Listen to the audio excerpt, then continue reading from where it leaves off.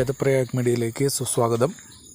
ശബരിമല എല്ലാ മാധ്യമങ്ങളുടെയും പ്രധാനപ്പെട്ട വിഷയമായി മാറിക്കൊണ്ടിരിക്കുകയാണ്. ഇപ്പോൾ കേട്ടത് 5 മിനിറ്റ് കഴിയുമ്പോൾ വേറെയായി കേൾക്കുന്നു, അതിൻ്റെ പ്രാധാന്യമില്ലാതാവുന്നു, പുതിയൊരു കെട്ടുകഥയുമായിട്ട് വീണ്ടും വരുന്നു, നിയമപരമായ കാര്യങ്ങൾ ഒഴിവഴിക്ക് നീങ്ങുന്നു, സർക്കാരിൻ്റേതായ പ്രസ്താവനകൾ വരുന്നു എന്ന് തുടങ്ങി 100,000 കാര്യങ്ങൾ നമ്മൾ ഒരേ സമയം കേട്ടുകൊണ്ടിരിക്കുന്ന ഒരു വിഷയമായി മാറിയിരിക്കുകയാണ് ശബരിമല.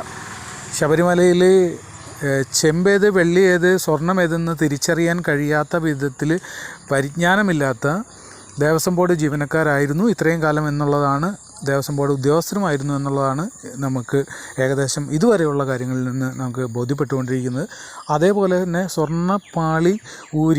പാളി ഊരുന്ന സമയത്ത് ഇത് സ്വർണ്ണമായിരുന്നു എന്നും എല്ലാവിധ പരിശുദ്ധിയും ഉണ്ടായിരുന്നു എന്നും, എന്നാൽ അത് കേരളത്തിൽ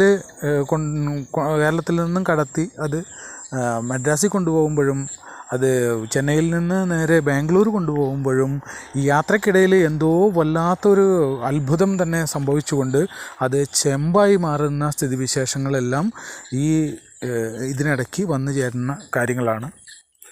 പക്ഷേ ഇത്രയധികം അത്ഭുതങ്ങൾ സംഭവിച്ചിട്ടും ഈ 4.5 കിലോ സ്വർണത്തിൻ്റെ കാര്യത്തോളം പ്രധാനപ്പെട്ട കാര്യങ്ങളിലൊന്നും ഒരു തീരുമാനമാവാതിരിക്കുന്ന അവസ്ഥയിൽ ഏതോ ഒരു പരനാറിയായിട്ടുള്ള ഉണ്ണികൃഷ്ണൻ പോറ്റി എന്ന് പറയുന്ന അയാൾ അങ്ങനെ തന്നെ വിളിക്കണം. കാരണം എന്താണെന്ന് വെച്ച് കഴിഞ്ഞിട്ടുണ്ടെങ്കിൽ അയാളെ അങ്ങനെ വിളിക്കുമ്പോഴും അയാളങ്ങനെ കാണുമ്പോഴുമാണ് അദ്ദേഹത്തിൻ്റെ ബോസ് പുറത്തു വരിക. ഈ ബോസിനെ പുറത്ത് കൊണ്ടുവരാൻ വേണ്ടി നമ്മൾ ആ രീതിയിൽ തന്നെ പറഞ്ഞെങ്കിലേ അവന് ബോധ്യമാവുള്ളൂ.